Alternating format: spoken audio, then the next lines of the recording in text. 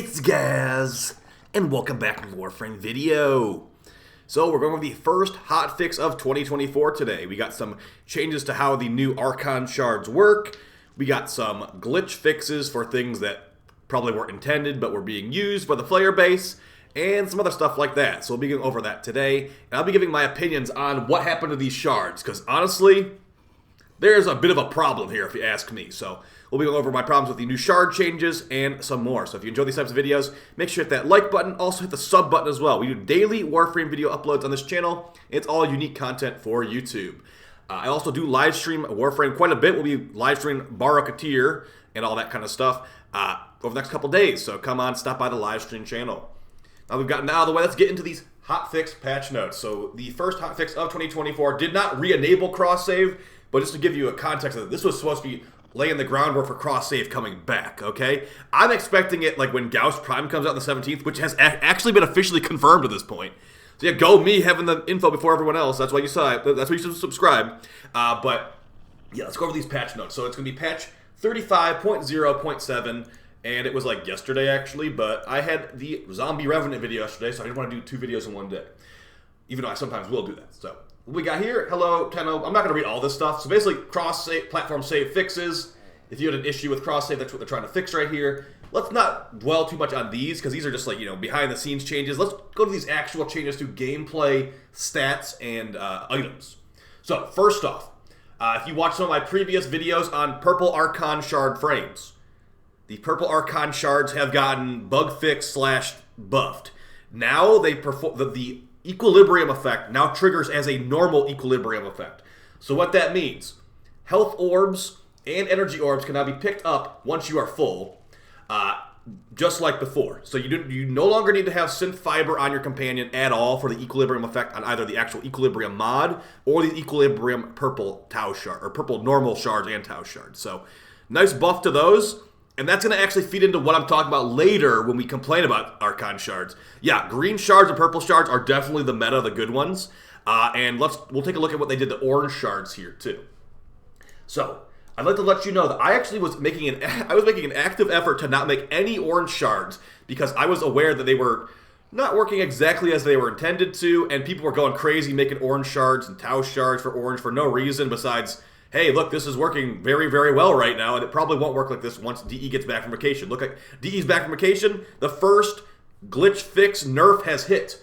Change the regenerate shield effect when you hit them with blast status, Topaz shard, to no longer give apply the bonus when shield getting is triggered.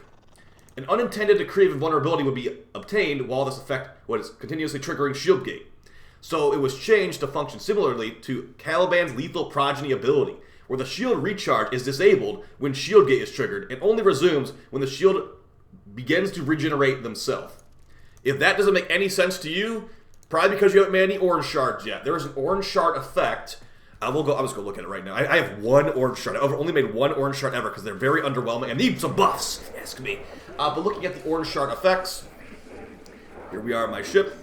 And yeah, so orange shard effects, one of them is regenerate +5 shields when you inflict an enemy with a blast status. So this was working on blast damage, and it was working on Octavia's mallet because Octavia's mallet is a blast damage ability. So Octavia will be getting constant flow of shields, and it's made Octavia immortal basically. Even though Octavia is already perma-invis immortal, this will make you like shield regen immortal too. So now this has been changed. It will no longer, while your shield gets active, it won't give you shields. You have to wait until your shield goes down and then regenerates. Then you'll get it back. So it seems like it's a shield tanking arcane now, or a shield tanking shard, which is terrible. I'd like to remind you that blue shards also are shield tanking shards, and they're not really used at all. They've never been used. Before they changed shield gating, it wasn't even remotely a consideration. It would be a debuff to you. And now with the shield gating changes where the higher your shields are, the more shield gating you get, I've considered them a little bit more, but still, they're really not as useful as like a power strike shard, a duration shard, a casting speed shard for that matter. And those shards that we're talking about are used to build the orange shard. So let's go over, so that's basically all the stuff that got changed in the hotfix, to be honest. Like, as far as other stuff, like, they made the Angstrom no longer give you infinite Brahma ammo. Thanks to whoever let that cat out of the bag. The other stuff is not as important.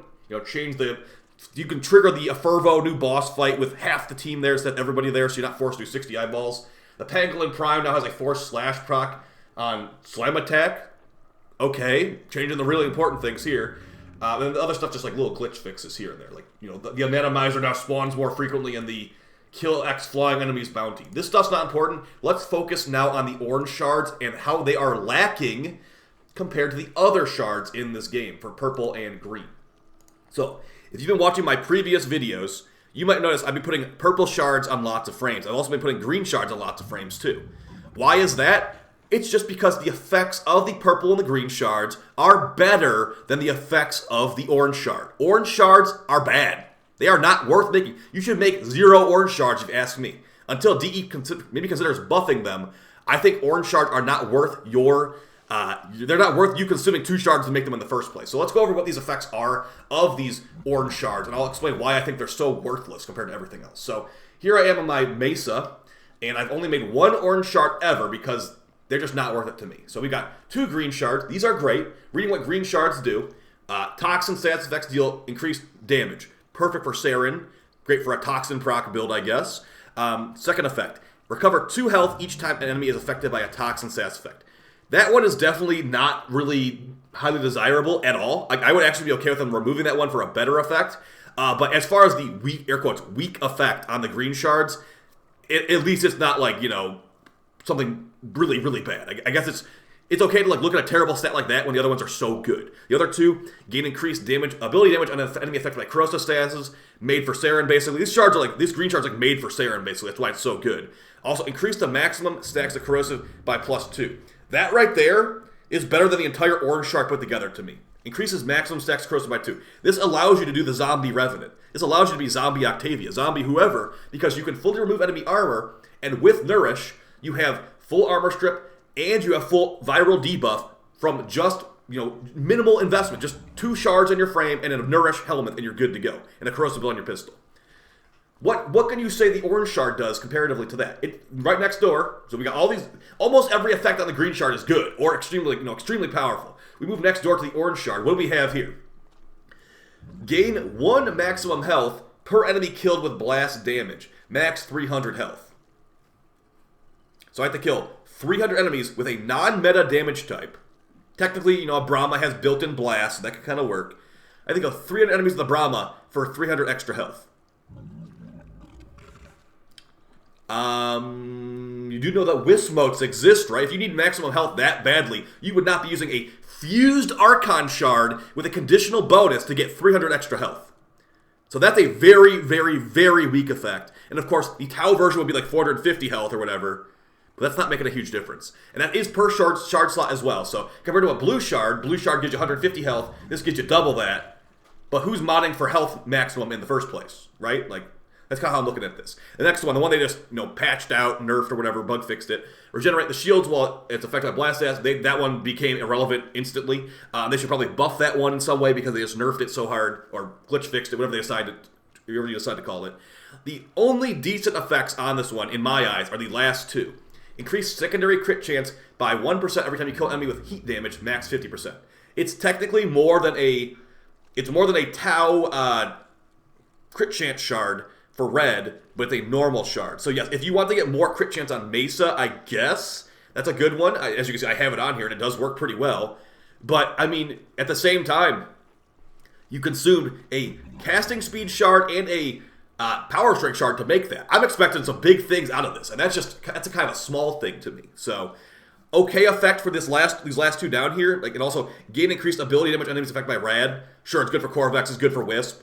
Is it really good for that many characters when the other ones are affected by corrosive, and then the purple one's even affected by electric?